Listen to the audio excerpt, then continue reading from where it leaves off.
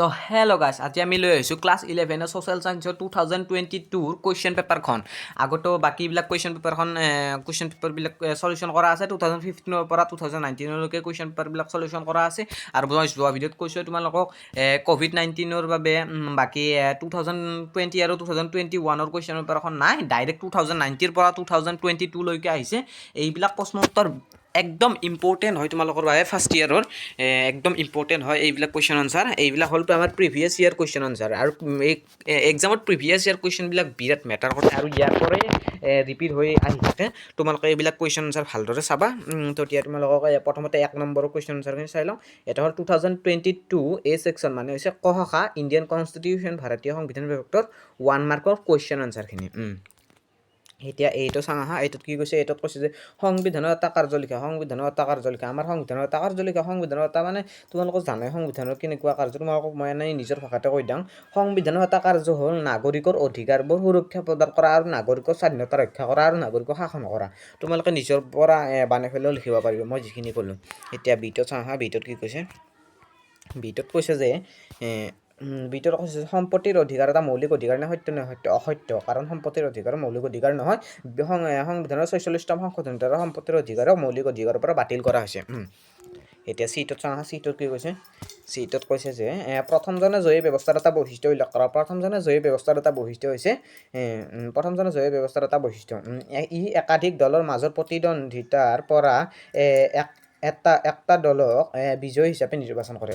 দ্বিতীয় চাওঁ দ্বিতীয়ত কি কৈছে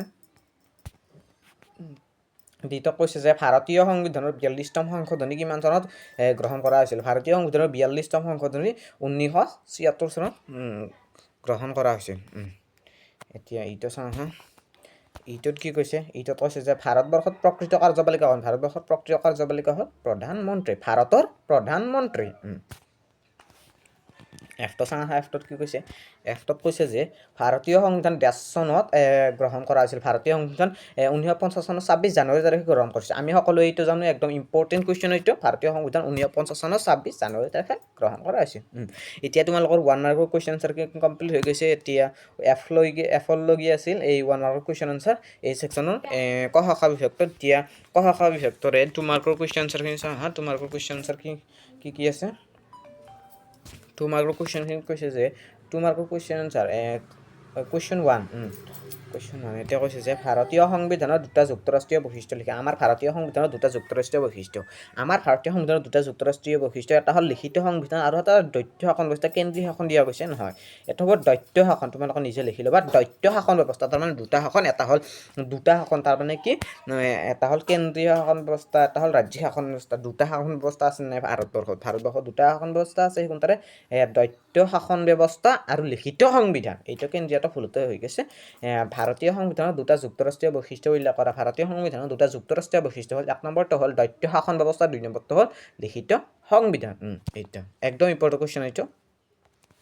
এতিয়া 2 নম্বৰ কুৱেশ্যনটোত কি কৈছে চাওঁ 2 নম্বৰ কুৱেশ্যনটোত কৈছে যে আমাৰ ভাৰতীয়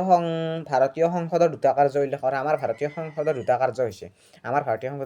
হৈছে বিল পাছ কৰা আৰু কৃতিত্বমূলক কাৰ্যালোচনা বিল পাছ কৰা মানে হ'ল আমাৰ সংসদৰ আইনৰ খহৰা বিল পাছ কৰা আৰু এইটো তোমালোকে চাই ল'বা এতিয়া 3 নম্বৰ কুৱেশ্যনটো চাওঁ 3 নম্বৰ কুৱেশ্যনটো কি কৈছে 3 নম্বৰ কুৱেশ্যনটোত কৈছে যে ভাৰতীয় সংবিধানত সন্নিৱিষ্ট দুটা মৌলিক অধিকাৰ উল্লেখ কৰা আমাৰ ভাৰতীয় সংবিধানত সন্নিৱিষ্ট দুটা মৌলিক অধিকাৰ উল্লেখ কৰা আমাৰ ভাৰতীয় সংবিধানত সন্নিৱিষ্ট দুটা মৌলিক অধিকাৰ আছে এটা হ'ল আৰ্থিক অধিকাৰ সংবিধানৰ 19 নম্বৰ অনুচ্ছেদত আছে আৰ্থিক অধিকাৰ আৰু এটা হ'ল আমাৰ সামাজিক সুৰক্ষা অধিকাৰ এইটো সংবিধানৰ 21 নম্বৰ অনুচ্ছেদত আছে তোমালোকে এইবিলাক একদম ভালদৰে পঢ়ি চাবা মই তোমালোকে এনেই দেখুৱাই দি আছোঁ এতিয়া 4 নম্বৰ কুৱেশ্যনটো চাওঁ 4 নম্বৰ কুৱেশ্যনত কি কৈছে সাৰ্বজনীন প্ৰাপ্তবয়স্কৰ ভোটাধিকাৰ বুলি কৈ যায় একদম ইম্পৰ্টেণ্ট কুৱেশ্যন এইটো 80% কমন পৰিব মোৰ পৰা তোমালোকে 80% দিছোঁ এক্সামত আহিব পৰা বহুত চান্স আছে 2015ৰ ফাইনেল এক্সামত HS1 আৰু একদম ইম্পৰ্টেণ্ট কুৱেশ্যন এইটো 4 নম্বৰটো ভেৰি ইম্পৰ্টেণ্ট VVI একদম ইম্পৰ্টেণ্ট কুৱেশ্যন একদম এতিয়া কি কৈছে সাৰ্বজনীন প্ৰাপ্তবয়স্কৰ ভোটাধিকাৰ বুলিলে কি বুজা আৰু এই কুৱেশ্যনটো ইয়াতে বুলিয়ে নহয় বহুত কেইখন প্ৰশ্ন উত্তৰ আহিছে তোমালোকে যেতিয়া আগৰ ভিডিঅ'কেইটা চোৱা তাতে দেখা পাবা এই প্ৰশ্নটো বাৰে বাৰে ৰিপিট হৈছে সংবিধান সৰ্বজনীন প্ৰাপ্তবয়স্কৰ ভোটাধিকাৰ বুলিলে কি বুজা সৰ্বজনীন প্ৰাপ্তবয়স্কৰ ভোটাধিকাৰ বুলিলে প্ৰত্যেক ভাৰতীয় নাগৰিকে যাৰ বয়স 18 বছৰ বা তাৰ পৰা অধিক তেওঁ ভোটদানৰ অধিকাৰী হয় অৰ্থাৎ ভোটদানৰ অধিকাৰ লাভ কৰে এই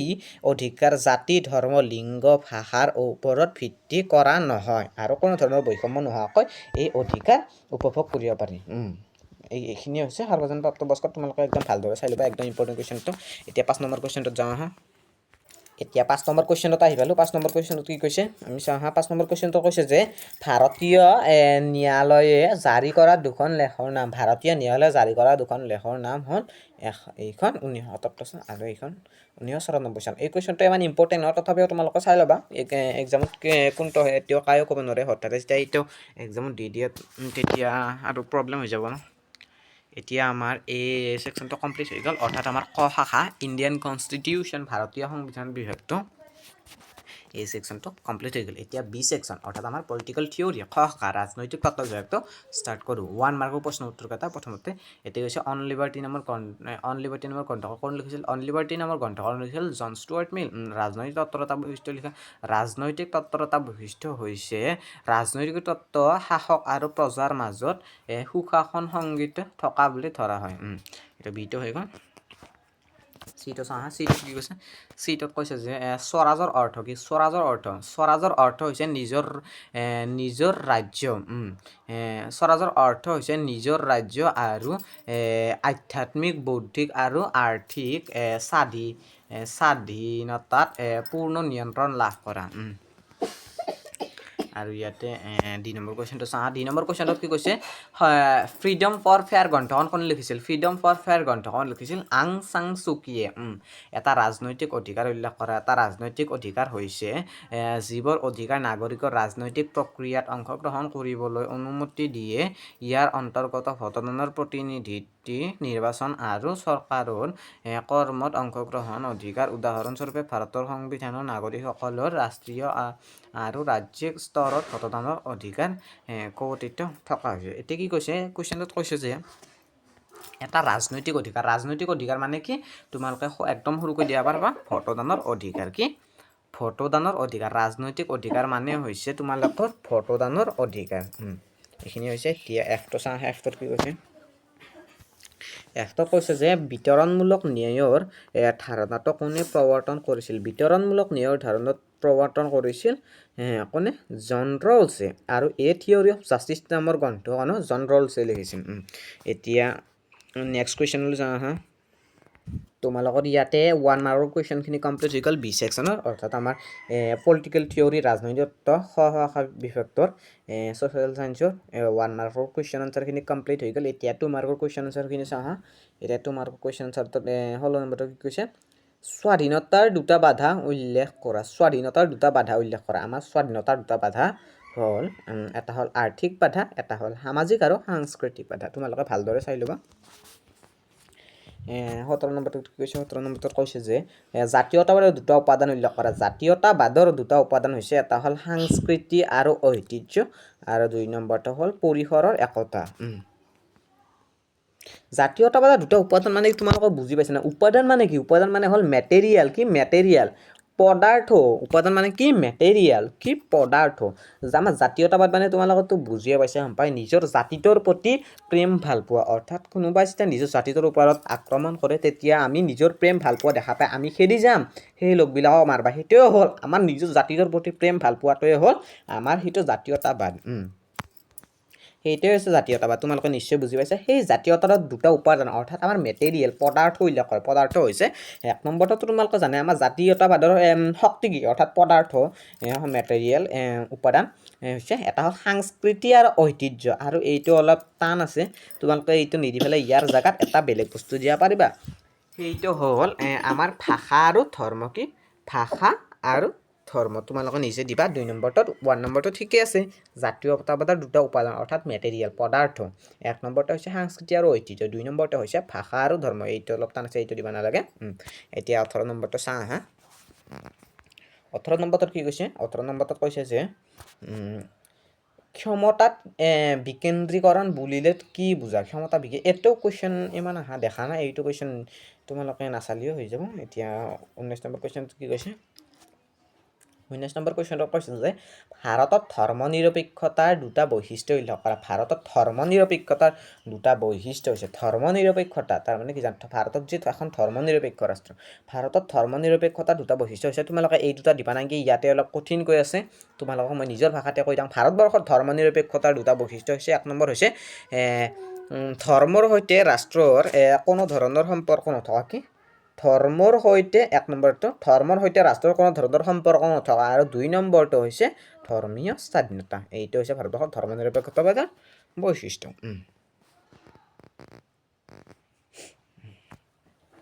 এতিয়া লাষ্ট কোৱেশ্চনটো চা হা 2022 কোৱেশ্চন পেপাৰখনৰ লাষ্ট কোৱেশ্চন মানৱ অধিকাৰৰ ধাৰণা বুলিলে তুমি কি বুজা মানৱ অধিকাৰৰ ধাৰণা বুলিলে তুমি কি বুজা মই তোমালোকক নিজৰ ভাষাৰে কওঁ হয়তো তোমালোকে ইয়াৰ পৰা চাইও ল'ব পাৰিবা মই তোমালোকক নিজৰ ভাষাৰে কওঁ মানৱ অধিকাৰৰ ধাৰণা হৈছে তাৰমানে আমি যিবিলাক অধিকাৰ জন্মগতভাৱে লাভ কৰোঁ অৰ্থাৎ আমি প্ৰকৃতভাৱে লাভ কৰোঁ সেইবিলাক হৈছে আমাৰ অধিকাৰ আৰু সেইবিলাক অধিকাৰক কি বুলি কোৱা হয় মানৱ অধিকাৰ বুলি কোৱা হয় তোমালোকে গম পালা সেইবিলাক অধিকাৰক মানৱ অধিকাৰ বুলি কোৱা হয় আৰু যি অধিকাৰ কোনো শিক্ষাৰ দ্বাৰা লাভ কৰিব নোৱাৰে যি অধিকাৰ